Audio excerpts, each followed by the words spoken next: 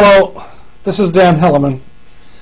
I'm a professor of pharmacy practice at Creighton University School of Pharmacy and Health Professions, and this is the third of three presentations on the management of cardiac arrhythmias. In the first presentation, we covered some of the basics of the therapeutics of antiarrhythmic drugs.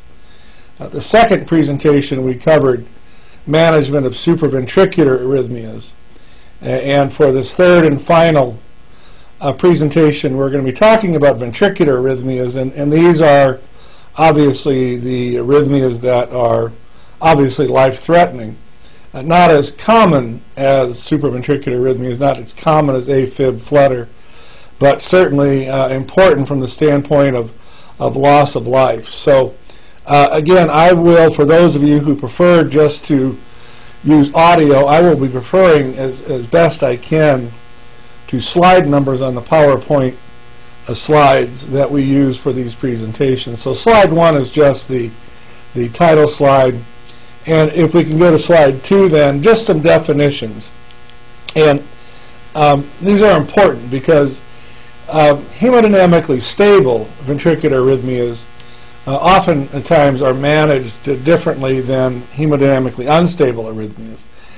There are what we call ventricular ectopy, where patients have ventricular premature beats, or PVCs, and these occur at great frequency and yet may be asymptomatic. Patients don't even know they have them, and you just ignore them. If you see them on an EKG or you see them on a Holter monitor, you ignore them. Some patients may complain of symptoms related to PVCs or even short runs of non-sustained VT. But again, you generally ignore these. You try not to treat these. There's no evidence that treating them reduces outcomes, that it reduces bad events. In fact, treating them probably leads to more trouble than not treating them. So you encourage patients, if they're caffeine, nicotine, other things that cause frequent PVCs, you counsel the patient to discontinue those habits, if you will, and see if that doesn't help with some of the symptoms. Now, hemodynamically unstable ventricular arrhythmias obviously are the ones we're most concerned about. Those that cause either pre-syncope, where patients feel like they're going to pass out, dizzy, lightheaded, feeling faint. They may have an aura, a point where they gray out, or actual syncope, where they lose consciousness. And then, obviously, some of these patients succumb to either sudden death or sudden cardiac arrest, and they may be resuscitated from that sudden cardiac arrest and survive.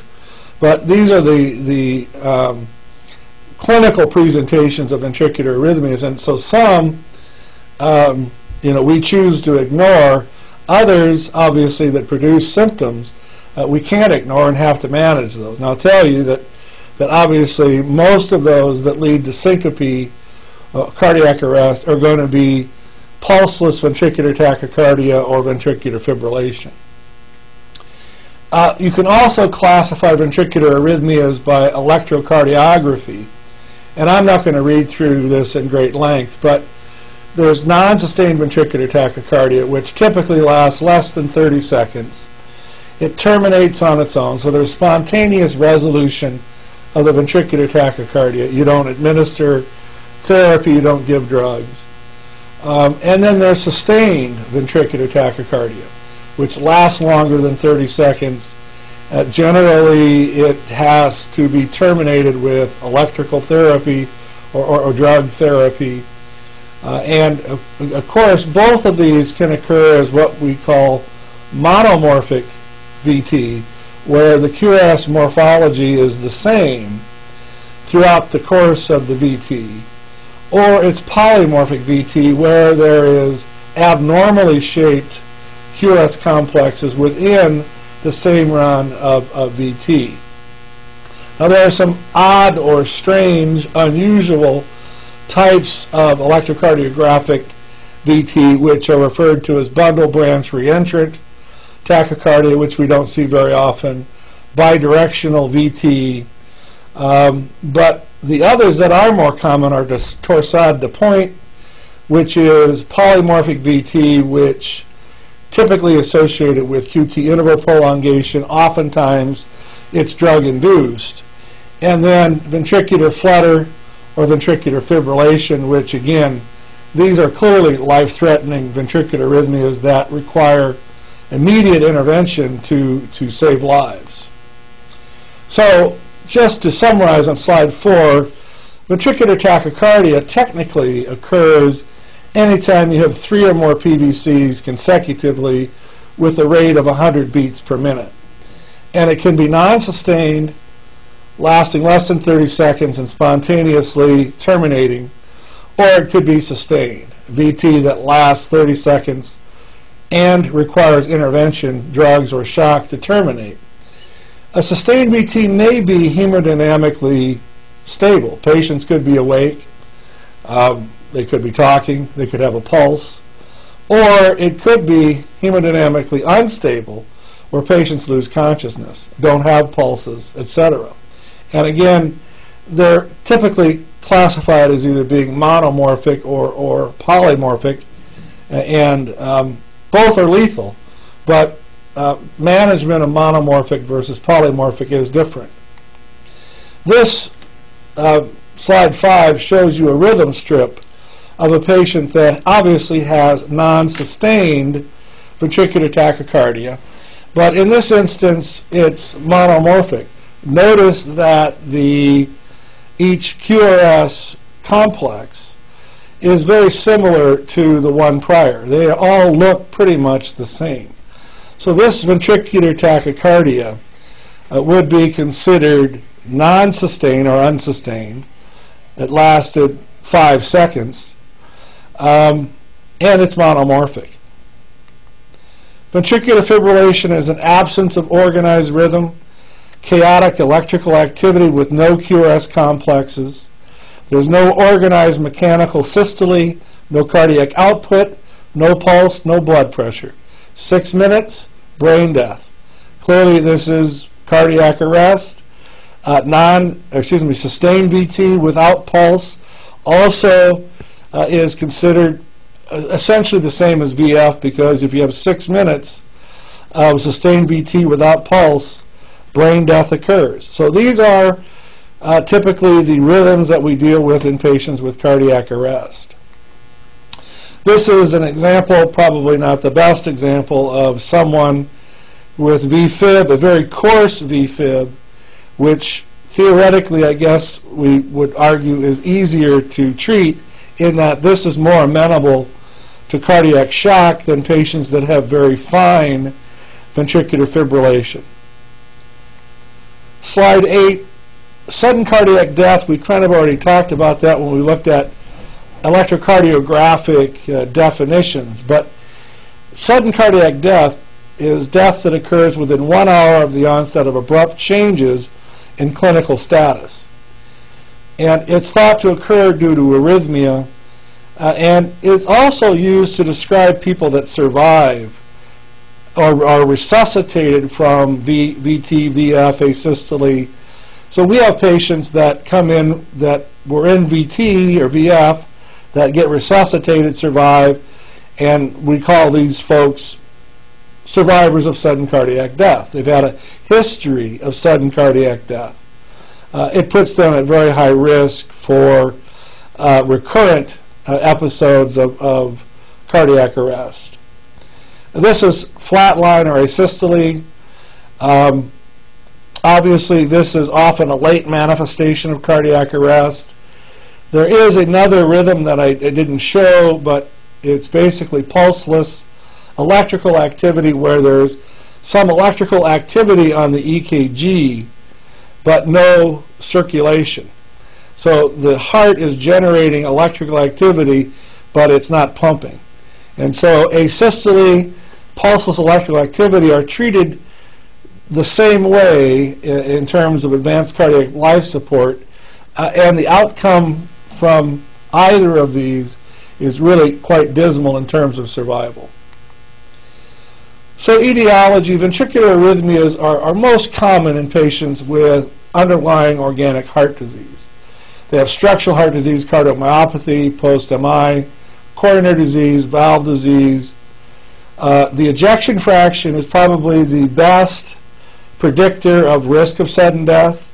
The lower the ejection fraction, the more likely it is that patients will suffer sudden cardiac death due to cardiac arrest.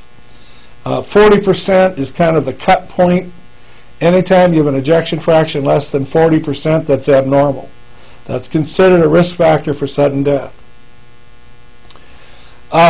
Certainly, ventricular arrhythmias are very common during acute myocardial infarction, but that does not necessarily mean that we need to treat that patient for ventricular arrhythmias. As we'll see, patients that suffer VT or VF during the acute phase of myocardial infarction, ischemia, don't necessarily have to be treated long-term for ventricular arrhythmias. There are secondary causes of ventricular arrhythmias: electrolyte imbalance, hypoxia, acidosis, drugs that can cause torsade, illicit drugs that can cause cardiac arrest. So management may be simply, if we know there's a secondary cause, let's correct that, and that's really the most appropriate management for these patients. Clinical characteristics: ventricular premature beats, we've already kind of mentioned, are most often asymptomatic, but if they become frequent enough and cause palpitations, dizziness, lightheadedness, reassurance, avoiding caffeine, reducing nicotine intake, those are things that may reduce symptomatology. Ventricular tachycardia, depending on whether it's sustained or non-sustained, will determine what kind of symptoms you have.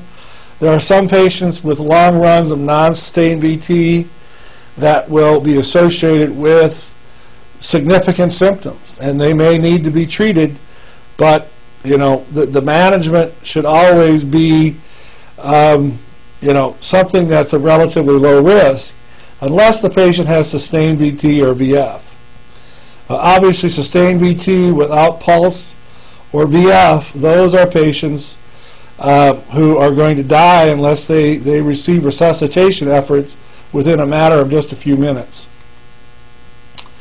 Sudden cardiac death is a common problem. We think 300 to 400,000 deaths per year in the U.S. Half of all cardiac deaths are thought to be due to sudden cardiac arrhythmic death. Patients with a history of coronary disease, the risk of mortality is about 5% per year. If you have a low ejection fraction, let's say less than 30%, that risk rises to 20% per year.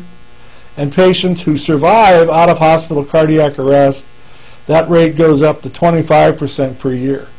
So we use ejection fraction and the history of prior arrhythmias as a management stratification tool to decide who should be treated aggressively and who may not need aggressive treatment. So slide 13, clinical presentation of patients with ventricular arrhythmias. Again, asymptomatic, generally we just try to avoid those. Patients that don't have symptoms oftentimes don't present for care, but if you see those, either on an EKG or on a Holter monitor, you try to ignore those as much as possible because the treatments are almost always worse than the disease, if you will. Patients that have symptoms that are potentially attributable to ventricular arrhythmias, like palpitations, shortness of breath, chest pain, syncope, pre-syncope, probably need to be worked up. Figure out, is it an underlying arrhythmia, particularly a non-sustained VT, that produces those symptoms. Obviously, VT can be hemodynamically stable or unstable. Again, management is different. You need to be ready to shock both, but those that are hemodynamically stable, we may try drug therapy first before having to use anesthesia and then shocking the patient. And then cardiac arrest, there are patients who may be asystolic. There are patients with VT, VF, pulseless electrical activity. All four of those presentations can be the initial finding in a patient that you come upon who's suffering cardiac arrest. I realize slide 14 is a busy slide, but it's extremely important. This is the Advanced Cardiac Life Support Guideline for managing patients who have pulseless cardiac arrest. So if we take a look at slide 14, obviously CPR is the initial step. You've got airway, breathing, circulation, and if they're in arrest, you've got to do CPR. Once the paramedics get there, then more definitive therapy can be offered. But even in a setting where paramedics are not available, the availability of the automatic external defibrillator should be used in settings where they're available. Where you don't have trained personnel, these are devices that were set up to be used by the general public. So once you've got an EKG, you look at the rhythm. Is it shockable or not? And the rhythm that's not shockable is asystole pulseless electrical activity. So you continue CPR. They get vasopressors initially, epinephrine or vasopressin, and there's debate, is one better than another? And I can't tell you. I think most still consider epinephrine the gold standard. You can repeat epinephrine, whereas with vasopressin, generally it's given as a single dose. In pulseless electrical activity or asystole, you may also consider using atropine. Some of these, the thought process, this may be bradyarrhythmic. So you've gone through CPR, you've given your drug therapy. If the rhythm is still not shockable, then you've got a few options, but not very many. You'll notice that if it's not shockable, then there isn't a whole lot of things that you can do. You may just have to call the code, if you will. If that brings the patient around to where it's a shockable rhythm, then you go to box 4, which is on the shockable side of the algorithm. So the initial rhythm is shockable. It's box 3. Usually it's VF or VT. You give a shock, and it kind of depends which device you're using as to what level of energy you're going to administer. Continue CPR in between shocks. Is the rhythm still shockable if you don't get them out of VT or VF? Give another shock, continue CPR. Again, the first drug administered is going to be a vasopressor. Epinephrine or vasopressin are your two vasopressors. You give another shock, box 7. Obviously, CPR is being continued during this whole process. And it's not until you get to box 8, and you can count the number of shocks that patients get, but it's a number of shocks before you start antiarrhythmic therapy. So you've got a couple of options there. Amiodarone is always the first drug that's recommended. But you can consider going to lidocaine if amiodarone is ineffective. Or you could continue with a second dose of amiodarone rather than giving lidocaine. I think the evidence suggests amiodarone is clearly better than lidocaine.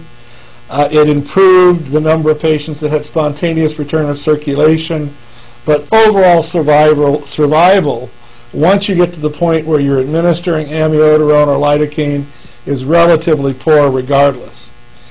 You do have the option of considering magnesium, and obviously the whole time that this is going on, you're giving CPR. Now there is a box at the bottom right-hand side of the slide, if you will, giving you some recommendations. One about CPR, 30 cycles of chest compression, 2 breaths, and repeat that. Obviously, there are some secondary causes that can be considered for cardiac arrest. The list is there. They're basically a number of H's and T's that will kind of help you in terms of the possible mnemonic to keep in mind what secondary causes of cardiac arrest are. But the bottom line is, from my perspective, is that electrical therapy for ventricular arrhythmias, whether it's acute termination or whether it's prevention, electrical therapy is the way to go. You notice the number of drugs that are used here are minimal. And so you don't want to interrupt CPR and giving shock to give a lot of drugs. And so it's typically vasopressors. It's possibly atropine for what may be bradyarrhythmia, asystole or pulseless electrical activity, or antiarrhythmic therapy, but that's pretty far down the list. So the key to survival for most of these patients is time to administration of the first shock. If you can get paramedics or someone who can operate the automatic external defibrillator and get therapy going quickly, within the first minutes of cardiac arrest, survival is going to be better. And giving drugs the way that we used to give drugs, which quite honestly included things like calcium and bicarb, really were demonstrated not to have benefit in this setting. And so things that are going to interrupt CPR and shock should be avoided as much as possible. When we look at the outcome in terms of the prevalence of serious ventricular arrhythmias, this slide, I think, is important in terms of it tells us that if you look at the number of events that occur in the general population, the absolute number is large. We said, what is it, 300,000 sudden deaths occur in the United States each year, and that's in the general population. And so the absolute number is large, but the incidence is small. If you took the general population, the incidence is less than 0.5% are going to suffer cardiac arrest. But as you move down the slide and look at higher risk groups, the incidence increases so that if you have someone that has arrhythmia risk markers post-MI, 30% of those people will have a cardiac arrest event. But the number of events, the absolute number, is relatively small. So, that's, I think, basically what we're seeing on this slide is that where the use of definitive interventional therapy, which is the implantable cardioverter defibrillator, where that has its greatest utility is for the patients who are at the highest risk of these events, but actually the absolute number that require an ICD based on the general population is small. So I think this is important in terms of it tells us that, as you add risk factors, the prevalence incidence of cardiac arrest goes up dramatically, but the numbers of events that occur based on our total population are relatively small. So what do we do with people that survive an episode of sudden cardiac death? If they have a reversible secondary cause or had an acute myocardial infarction, then the answer is basically treat the reversible cause. So if it was a heart attack and myocardial infarction, then beta blocker, ACE inhibitor, statin, aspirin, you treat the underlying myocardial infarction. If it's hypokalemia, they come in with a potassium of 2.1, then treat the underlying electrolyte imbalance. They may not need an ICD. If they didn't have a reversible cause of a sudden death, and they had VT or VF, then they should have an ICD implanted. And then the question is, are they having shocks or not? Frequent shocks, infrequent shocks, no shocks. If they're having frequent shocks, then they need suppressant therapy. And the things that cause ICDs to fire are not always VT or VF.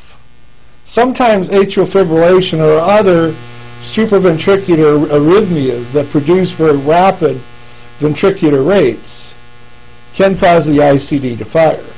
And in those patients then that have frequent shocks, adding a beta blocker with or without amiodarone or sotalol or some other antiarrhythmic drug is indicated.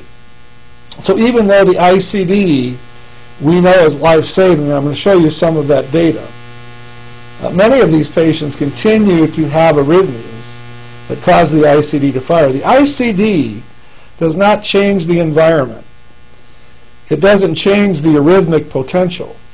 Patients that have significant scar, that have unidirectional block that set up reentry in the ventricle, the ICD simply sits there, it monitors the rhythm, and when it detects what it believes is VT or VF, it delivers a shock.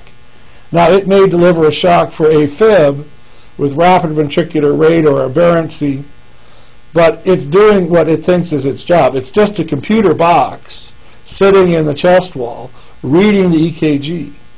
So the point is that if you have too many shocks, the battery in the ICD will wear out, and the battery is not something you can just pop open and put a new one in. The battery is an integral part of the device. So the device has to be explanted, a new one put in, and it's $20,000 to $40,000 plus for some of these devices. Now, one other thing I will mention is that the cardioverter defibrillators are more than just devices that can deliver shock. Most of these are pacemakers, and so they have a pacing mode. They also have the ability to do what's called anti-tachycardia pacing. So it can sense VT, and if it's the right kind of VT, it can attempt an anti-tachycardia pacing program that will capture the VT, slow it down, and terminate it.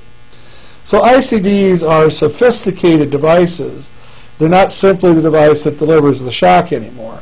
They have a number of ways of potentially dealing with arrhythmias, not only from the standpoint of preventing bradycardia, but from delivering shock to the heart or delivering an anti-tachycardia pacemaking protocol.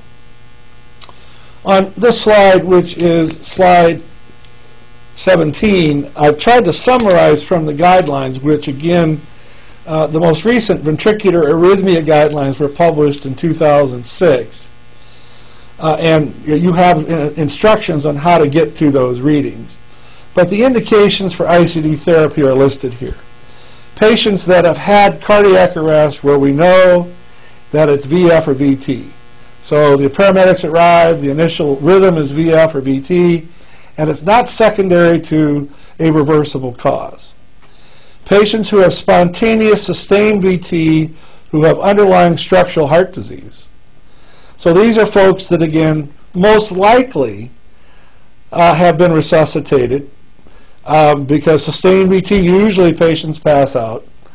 But they have underlying coronary disease or valvular heart disease or some structural cardiomyopathy. Syncope of undetermined origin, who, when they have an EP study, they have inducible VT or VF. In the EP lab, shocks can be delivered at appropriate times in patients in sinus rhythm, usually at the end of the T wave, to see if they can be induced to go into VT or VF. And if they are, then we think the syncope was due to the VT or VF. Those patients need ICDs.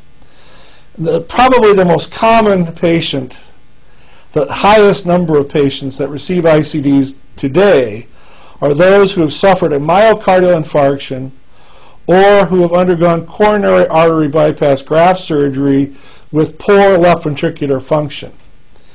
At 40 days post-MI or 90 days after CABG, if the patients have ejection fractions less than 40%, then they should have an ICD implanted. The reason that I showed the slide earlier about the risk of sudden death based on the history of the patient, primarily ejection fraction and other clinical conditions, is that we know that a low ejection fraction with underlying structural heart disease is an independent risk factor for sudden death, for cardiac arrest. So patients who in the hospital following MI or following CABG have low ejection fractions need to be seen as outpatients at a month or at 90 days, have their ejection fraction reassessed, typically using echo. And if their ejection fraction meets the criteria, an ICD should be placed to improve their mortality. It will increase their survival. Now, there are patients that have a lot of VT, and the question is, what do you do in the 30 days post-MI or the 3 months after CABG if they're having lots of VT? Can you send the patient home with an automatic external defibrillator? Well, that's a possibility, but then somebody has to be watching that patient around the clock. What happens at night when people are sleeping? Well, there's a device, a wearable vest that patients can put on that continuously monitors their ECG, and if they develop VT or VF, will deliver a shock to keep them alive. And so that wearable vest is approved by the FDA and can be prescribed for appropriate patients who fit the criteria of frequent VT or VF while waiting for an ICD. Patients who do not have ischemic heart disease, patients with cardiomyopathy with known VT or VF, or cardiomyopathy with a low ejection fraction, are eligible for ICDs and should receive those. Patients with hypertrophic cardiomyopathy with VT or VF, or hypertrophic cardiomyopathy with a major risk factor, should also receive an ICD. So the number of indications for ICDs has really expanded over the last couple of years. Certainly since the 03, 04, we have evidence as shown in this particular slide, which is I believe slide 18, which shows you kind of the evolution of where we have been with ICD therapy. And the initial patients to get ICDs were those that suffered out-of-hospital cardiac arrest.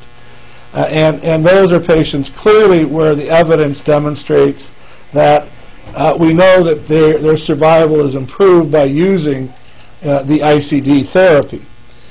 So it made it one avid. Clearly those are folks that had improved survival.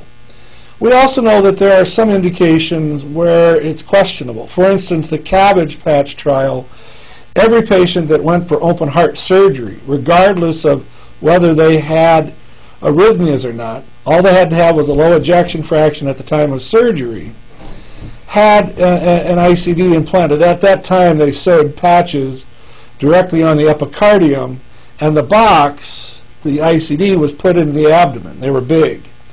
Well, no improvement in survival. In fact, there was a slight increase in mortality in the group that got the ICD. So, so obviously what that led to was this. Now, if you have CABG, you have to wait 90 days before an ICD can be implanted. And the thought process is that revascularizing the left ventricle can improve the ejection fraction. Just like post-MI, giving ACE inhibitors and beta blockers, that type of therapy promotes reverse remodeling, and the ejection fraction improves. That's the reason for the delay post-MI and post-CABG. But you'll notice that most of these trials show that ICD saves lives. Now, the Dynamite trial, again, it gave or enrolled patients early. They got an ICD within 6 to 40 days post-MI. They didn't wait, and it didn't improve survival. That's the reason that we have the guidelines that we have, waiting a certain period post-MI or post-CABG before the ICD can be implanted. What about patients who have monomorphic VT that is stable, if you will, that have a pulse, that are conscious? They are potentially managed somewhat differently. This VT, obviously they don't have P waves. They just have QRSs because the atrial activity is buried. The VT is so fast, you can't see the P waves. You can't measure a PR interval. The QRS is wide.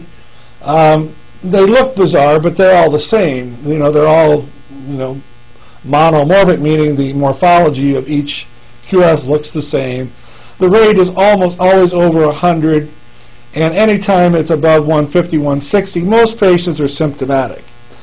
Although it depends on the individual. If you have someone who's very healthy, for instance, we had a young individual, a soccer player, who had a VT rate of 220 and was walking around. So it depends on the health status of the individual.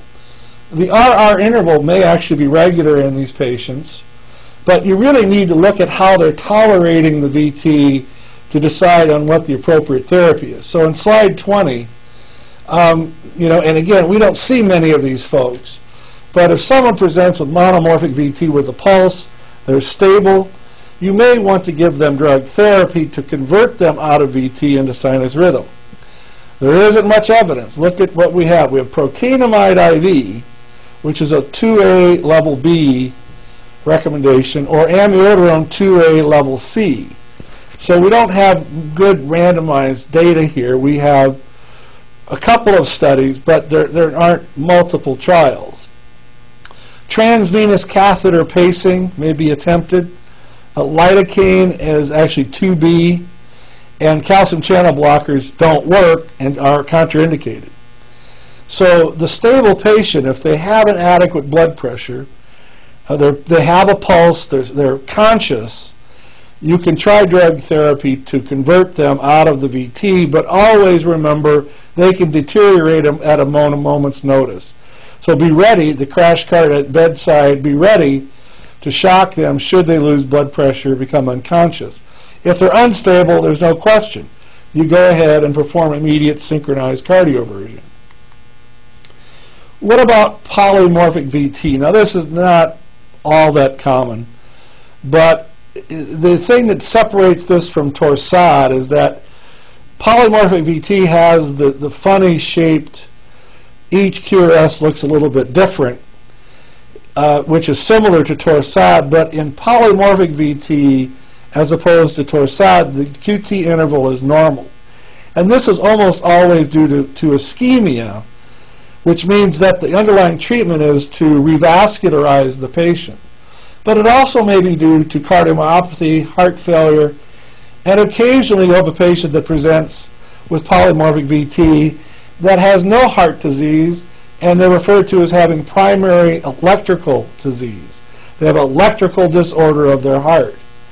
So this can initially be difficult to distinguish from Torsades because you may not be able to, the rate's so fast you can't get the QT interval measured. This can be sustained or intermittent, self-limiting. If it's hemodynamically unstable, they don't have blood pressure, you shock them. Beta blockers, amiodarone, and angiography are typically the things that are done once you shock them and get them back into some kind of rhythm. But angiography may be the most important, primarily because, again, almost always this ends up being myocardial ischemia, and you want to make sure your electrolytes are taken care of as well. You want normal kalemia or a little bit elevated. You want your potassium above 4.5. Make sure your magnesium is normal, etc. Now, Torsades de point is obviously polymorphic VT, no P waves, no PR interval. The QRS is wide and bizarre looking. The QT interval at the onset of this is markedly prolonged. And there's a polarity change from positive to negative and vice versa, so the EKG looks like an undulating pattern. The rate's typically above 250 beats a minute, but it may be tough to really figure out what the rate is, but this is just as lethal as cardiac arrest. Now, there's three types of Torsades, generally speaking. Congenital, people are born with congenital long QT syndrome, and certain environments can set them off to develop VT and sudden death. And so there's a management strategy for those folks.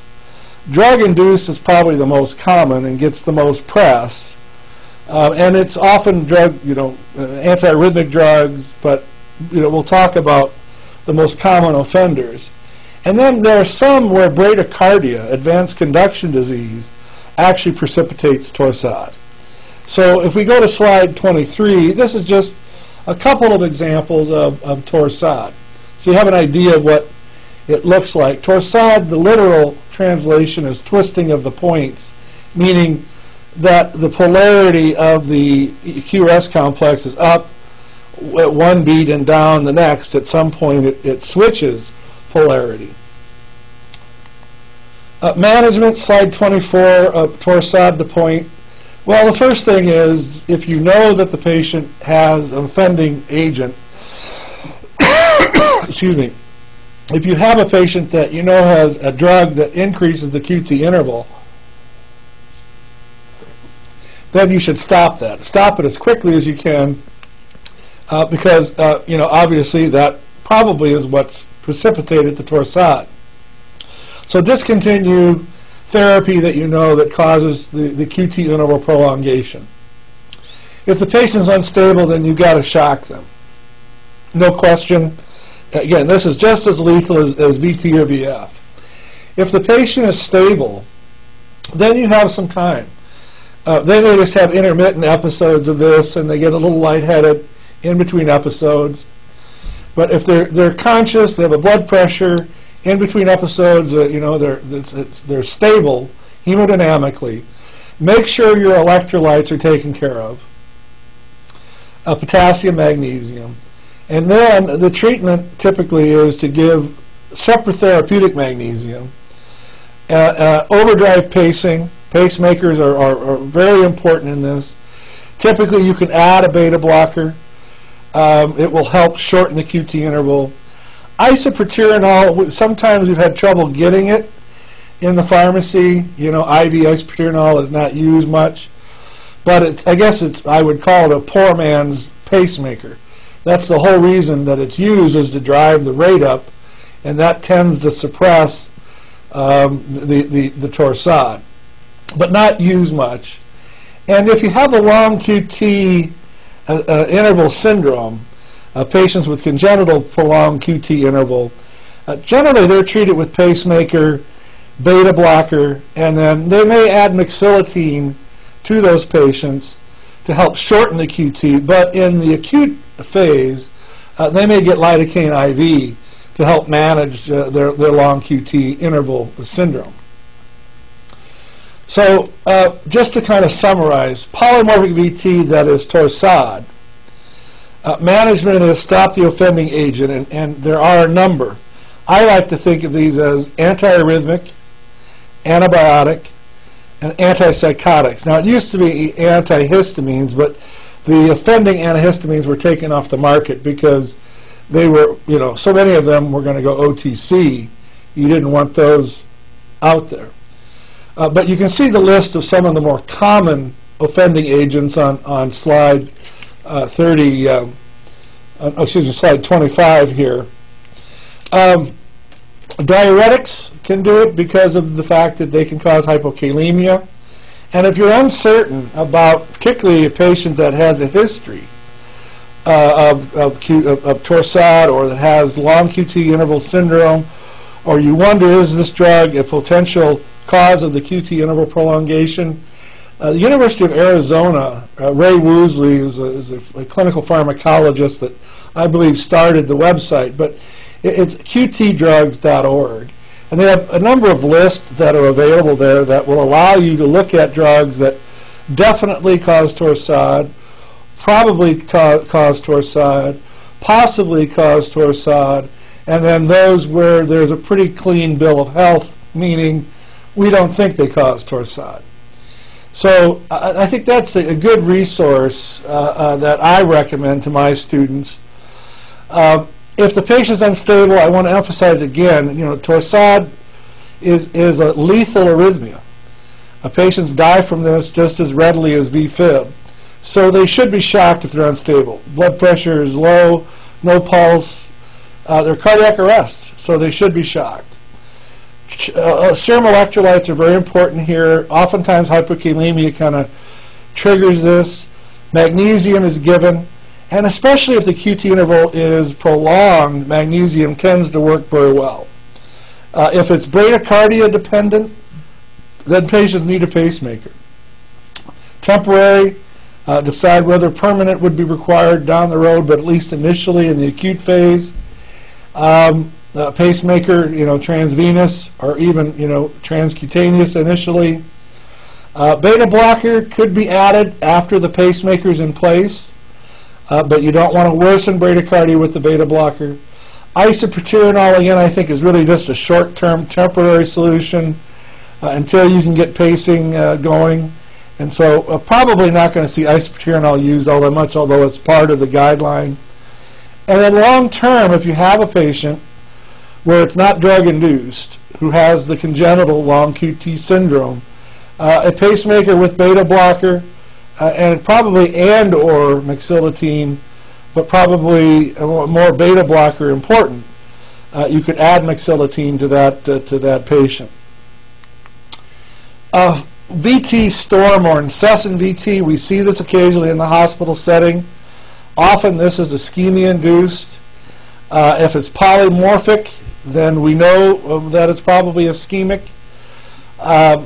This can occur in patients that have ICDs in place, and so one of the first things to do is to look at, is the ICD program properly? Is the lead properly in place?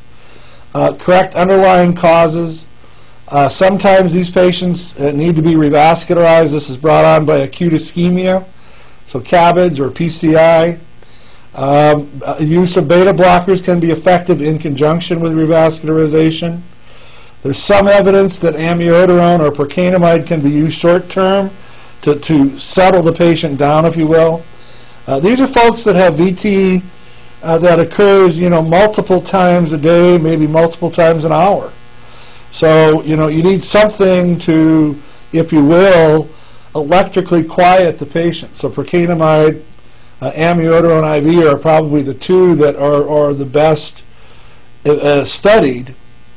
And if it's monomorphic VT, some of these patients may respond to VT ablation. Now, VT ablation is not used as often as ablation for the supraventricular arrhythmias. But there are some patients with VT where a reentry circuit can be identified, and that reentry circuit can be ablated, and it treats the VT quite nicely. Overdrive pacing may be required. Again, we're talking about these are cases that are relatively rare. And so there isn't a lot of hard evidence to guide our management strategy. Some patients have sympathetic-driven VT. They have a catecholaminergic VT. And so spinal cord modulation, a sympathectomy, may be curative for some of these folks. Again, it's kind of uncommon, but these are medical emergencies when they happen. And these are folks that get shocked repeatedly. And so you need something to treat them as quickly as possible.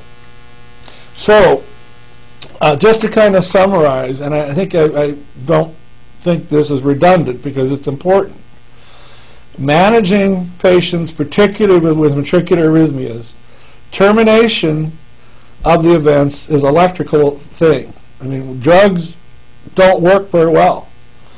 Preventing recurrences, you really don't prevent them, but treating recurrences with the ICD is the best way to go. So, when someone presents with VTVF, it's shock.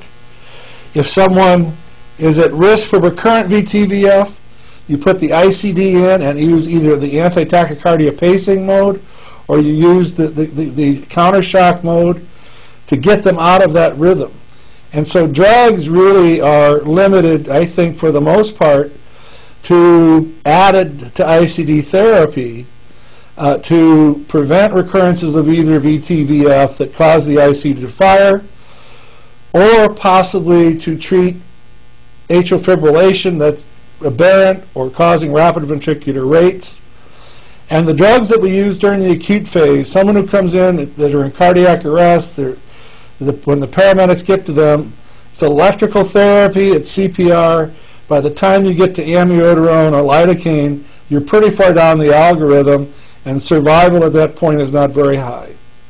So that concludes the lecture on management of VTVF, and I thank you for watching.